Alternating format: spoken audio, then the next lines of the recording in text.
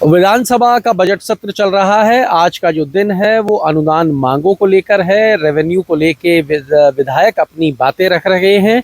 आज जो विशेष घटा है वो सारी चीज़ें आप तक पहुंचाएंगे मैं और मेरे सहयोगी सौरभ भट्ट। जो विशेष घटा है उसमें रीता चौधरी ने अपनी बात रखते हुए कहा है कि मुख्यमंत्री ने मुझसे पूछा आप कहाँ की विधायक हैं। इसको लेके एक विषय बन गया विधानसभा के अंदर। शुरुआत इसी से करते हैं। महावा विधायक रीता चौधरी अपनी बात रखते हुए बोली, मुख्यमंत्री ने मुझसे पूछा आप विधायक कहाँ से हैं। जी आज जो राजस्व की अनुदान मांगे हैं उस पर रीता चौधरी जो कांग्रेस से विधायक है महुआ की, उन्होंने इस घटना का जिक्र किया कि कुछ दिन पहले आपको याद हो तो सीएम ने बजट में जो अपनी रिप्लाई था उसमें उन्होंने कहा था कि भाई मैं सभी विधायकों से मिलता हूँ, सभी पार्टियों के विधायकों से मिलता हूँ, ऐसा कोई विधायक नहीं जो मुझे फ़ोन करे मैं पलट के फ़ोन ना करूँ। तो उस घटना का जिक्र करते हुए रीता चौधरी ने कहा कि मेरे क्षेत्र में जो जो समस्याएं हैं उसके लिए मैं प्रभारी मंत्री को फ़ोन करती हूँ, प्रभारी मंत्री मेरा फ़ोन नहीं उठाते। उसके बाद मैंने सीएम और सीएमओ तक को फ़ोन किया लेकिन यहाँ से भी मेरे पास कोई रिप्लाई नहीं आया। रीता चौधरी ने कहा कि जब पहला बजट हुआ था तब मैंने ज़रूर सीएम को फ़ोन किया और उनका जवाब आया था मेरे पास। मैंने उन्हें फ़ोन किया और आधे घंटे बाद उनका पलटकर मेरे पास फ़ोन आया तो मैंने कहा कि मैं आपसे मिलना चाहता हूँ, क्षेत्र की कोई समस्या है, मेरे कुछ व्यक्तिगत काम भी हैं। इस पर सीएम ने उन्हें सीएमओ में बुला लिया। रीता चौधरी जब सीएमओ गई तो उन्होंने वहाँ का बताया कि भाई वहाँ पर आरएसएस के लोग बैठे थे, बीजेपी के विधायक बैठे थे, कुछ मंत्री बैठे थे और गीता के ऊपर प्रवचन चल रहे थे। रीता चौधरी ने आगे कहा कि हमारे समय में सीएम जो थे वो विपक्ष के विधायकों से पहले मिला करते थे लेकिन यहाँ पर मामला उल्टा था। यहाँ पर सभी मंत्रियों से मिल लिया गया, विधायकों से मिल लिया गया, बीजेपी के तमाम पदाधिकारियों से मिल लिया गया और सबसे आखिरी में मेरा नंबर आया तो सीएम ने मुझसे पूछा कि आप कहाँ की विधायक हैं। रीता चौधरी ने कहा कि इससे मुझे बड़ा असहज महसूस हुआ और मुझे ये लगा कि जब वो मुझे ये पहचानते नहीं है मैं कहाँ के विधायक हूँ तो उन्होंने काम क्या बताती और वो बिना अपने काम बताए वहाँ से आ गई। ये पूरा घटनाक्रम उन्होंने आज विधानसभा में बताया जिसको लेकर काफ़ी चर्चा थी और साथ ही साथ उन्होंने प्रभारी मंत्री जो है चूरू के उनके ऊपर भी एक बड़ा आरोप लगाया कि उनकी विधानसभा में हवेलियों पर कब्जा करने का काम चल रहा है, उसमें प्रभारी मंत्री भी शामिल है। ये पूरा जो मामला था ये इस तरीके से आज विधानसभा में घटा। दूसरा विषय, रविंद्र सिंह भाटी ने भी आज कहा कि सबसे बड़ा लैंड बैंक अगर राजस्थान में कोई है, कोई जगह है तो वो जैसलमेर बाड़मेर है। उसको लेकर भी काफी अच्छा खासा डिस्कशन हुआ है। जी, रविंद्र सिंह भाटी ने जो आप औरंग का मुद्दा उठाया और ये जो विधानसभा में उन्होंने कहा कि जैसलमेर बाड़मेर है, इसमें सबसे बड़ा लैंड बैंक है लेकिन कैबिनेट की मीटिंग में उन लोगों को ज़मीनें आवंटित हो रही है जिनका कोई आप कह सकते हैं कि एक उन्होंने आरोप लगा दिया कि किन लोगों को जो भूमि आवंटित हो रही है और जो पर्यावरण संतुलन है वो राजस्थान का वो बिगाड़ा जा रहा है जमीन आवंटन के नाम पे। एक बड़ा आरोप उन्होंने लगाया ओरण को लेकर जो एक पिछले दिनों काफ़ी मुद्दा राजस्थान में गरमाया हुआ था, जैसे मेर बाड़मेर जोधपुर यहाँ पर काफ़ी आंदोलन भी हुए थे, उसका उन्होंने पूरा जिक्र किया। देखिए, ओरण को लेकर अभी भी जो मुद्दा है वो शांत नहीं हुआ है क्योंकि सुमेर सिंह तनौट माता से जयपुर विधानसभा तक की पैदल यात्रा कर रहा है। अभी भी वो चल रहा है, विधानसभा चल रही है जब भी। और सुमेर सिंह को जोधपुर में ज्वाइन किया था रविंद्र सिंह भाटी ने और रविंद्र सिंह भाटी अपने कंधे पे बैठा के उनको 1 किलोमीटर तक चले थे। ओरण का मुद्दा अभी शांत नहीं हुआ है। दूसरा, आपको बता दें कि आज विधानसभा के लिए बहुत बड़ा दिन है क्योंकि सरकार के द्वारा वो चुनौती स्वीकार की गई और मुख्यमंत्री ने अपने बजट अभिभाषण, राज्यपाल के अभिभाषण के जवाब में ये कहा था कि मैं स्वीकार करता हूं और अध्यक्ष जी से अनुरोध करता हूं व्यवस्था दे दें। तो अध्यक्ष ने व्यवस्था दे दी।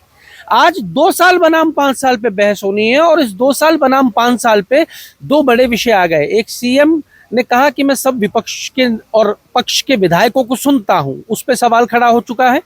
सीएम बोले, उससे पहले आज ये ओरण का मामला बाहर आ गया है। तीसरा बड़ा विषय, आज बीएपी के विधायक टी शर्ट पहन के आए, 15वीं विधानसभा की टी शर्ट। मुख्यमंत्री अशोक गहलोत हैं और विपक्ष में बैठे हैं बड़े नेता भारतीय जनता पार्टी के जो कह रहे हैं कि सीबीआई जांच कराई जाए। जी जी बिल्कुल बिल्कुल। बीएपी के विधायक विधानसभा के जो मुख्य द्वार है यहाँ से वो अपने हाथों में पोस्टर बैनर लिए, टी शर्ट पर स्लोगन लिखे विधानसभा के अंदर आए और उस पर जो तस्वीर थी वो 15वीं विधानसभा की थी जिसमें बीजेपी विधायक सदन के अंदर इस चीज़ के पोस्टर लहराते हुए नजर आ रहे थे कि जिसमें जो भर्ती घोटाले हुए हैं उनकी सीबीआई से जांच करवाई जाए। तो उस के साथ उन्होंने अपनी टी शर्ट पे कैप्शन डाला हुआ था, इन्हें भी याद करें। मकसद ये था कि बीजेपी जिन मुद्दों को पिछली विधानसभा में उठाती हुई आई थी, उन मुद्दों के ऊपर बीजेपी अब क्या कार्रवाई कर रही है, ये विपक्ष उन पर सवाल खड़े कर रहा है। देखिए, गोविंद सिंह डोटासरा भी ये बात कह चुके हैं कि सीबीआई से जांच करा लो। बाहर सदन के जब बात होती है तो कहा जाता है कि गोविंद सिंह डोटासरा जेल के बाहर हैं, बड़ा ही दुखद है। कई बीजेपी के विधायक कहते हैं। गोपाल शर्मा, पहला ही स्टेटमेंट उनका ये होता है कि मेरे लिए बड़ा सुखद होगा कि जब गोविंद सिंह डोटासरा जेल जाएंगे।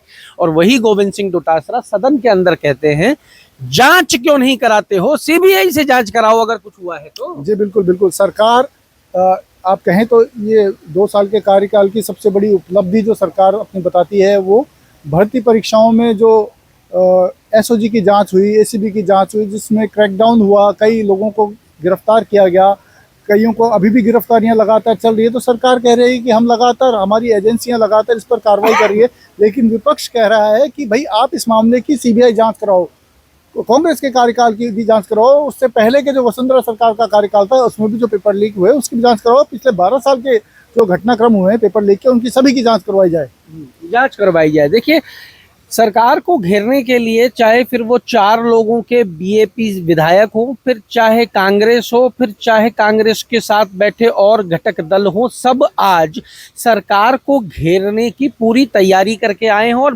पृष्ठभूमि जो है सुबह से ही बनाना चालू कर दिया गया। जी जी बिल्कुल बिल्कुल। अब आप देखेंगे कि शाम को 6 बजे नेता प्रतिपक्ष जो है वो सरकार बनाम 2 साल, 5 साल बनाम 2 साल पर सबसे पहले नेता प्रतिपक्ष शाम 6 बजे उनका भाषण होगा। उसके बाद सीएम शाम 7 बजे सीएम का उसके ऊपर रिप्लाई होगा।